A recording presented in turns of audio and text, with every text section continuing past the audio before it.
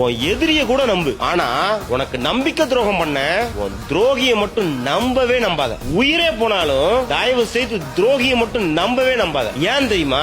ஒரு காட்டுல ஒரு மானும் ஒரு நரியும் ரொம்ப நெருக்கமான நண்பர்களா இருந்துச்சு. ஒரு நாள் ஒரு வேட்டைக்காரன் அந்த மானை துரத்திக்கிட்டு வந்தான். உயிர் பயத்துல இருந்த அந்த மானும் என்னை காப்பாத்துன்னு சொல்லி அந்த நரி கிட்ட உதவி கேட்டுச்சு. நரியும் அந்த புதற்குள்ள போய் ஒளிஞ்சுக்கோ, மீதிய நான் பாத்துக்கிறேன்னு சொன்னிச்சு. நரிய நண்பனா நினைச்ச அந்த அப்பாவி மானும் அந்த புதற்குள்ள போய் ஒளிஞ்சுக்கிச்சு. வேட்டைக்காரனும் அங்க வந்தான்.